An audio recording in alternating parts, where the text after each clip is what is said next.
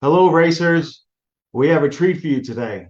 I have some really smart guys on here, both from the technical side and also from the racer side, that we're going to talk about the age-old controversy of alcohol versus gas. So we're going to start with Marc Wesler from Fuel Factory. He's a director of sales. Then we're going to transition into Luke Bogacki, and we're going to give you the positives, negatives, and our general thoughts of alcohol versus gas. So, Marc, first tell us a little bit about Fuel Factory. You're new in the business. You're starting to make a pretty wide footprint, it seems. And when did you enter the market, and what are you guys all about? I know, and this guy, by the way, for everyone who's watching, has more experience in racing fuel than probably anybody that I know personally. Sure. Thanks, Pete. It's exciting to be here and have the conversation. And Fuel Factory, we launched at the 2022 version of the PRI show. We had spent about 12 to 14 months prior to that, putting together our blends and our proprietary formulations, working with engine builders, doing a bunch of on-track testing at many of the big bracket races that either you put on or that many of your customers attend before the brand even actually went public. Luke, you've run gas on all your super class stuff. You won a world championship in super gas. You run super comp, and you've also brought out a new little cool Vega recently in the last couple of years, and that's printing tickets on alcohol. So tell us a little bit about your thoughts. If a racer came to you, Luke, and said, I'm building a race car. That's all he tells you. I'm building a race car. Should I put on alcohol or for these big buck bracket races? Should I put on alcohol or gas? So I think Mark hit it on the head in terms of you can make an argument for each, especially given your specific application. As you mentioned, like a lot of today's higher horsepower, newer technology power plants, like your spread port stuff, or even for the most part, your 20-degree stuff, like it's just happier on gas. It's easier to make gas work, right? And not to say that you can't make alcohol work on something like that, but more prevalent on gas versus, something like you mentioned my Vega, that's just a 383 with a decent set of aluminum heads, like kind of your bare bones combination. Like for something like that, I would much more make an argument for alcohol.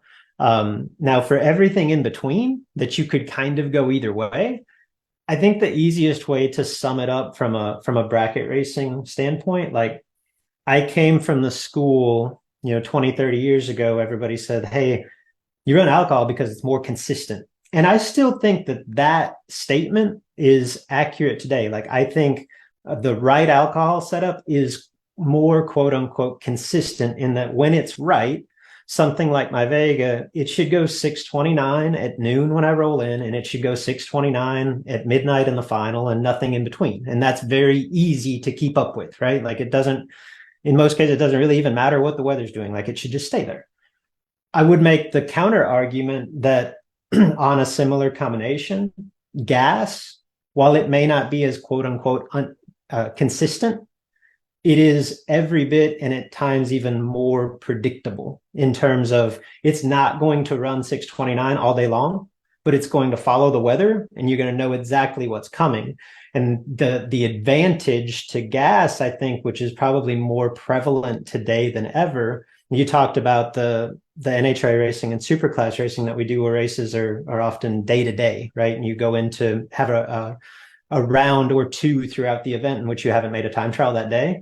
Well, that, as you know, Pete, is becoming more and more common in the big dollar bracket scene. And when you've got significant changes in weather from one run to the next or one day to the next, I would actually argue that in my experience, gas is actually more predictable in knowing what's coming. So it's alcohol is consistent, gas is predictable. There's a happy median there somewhere depending on what you want to do. My take on it is this: it's the alcohol is so much more forgiving that it's a little bit more, it's a lot more, it is a wider range where your tune-up's going to work really well in a wider range. Wider range of weather. Gasoline can be, and Fletcher's a big gas guy.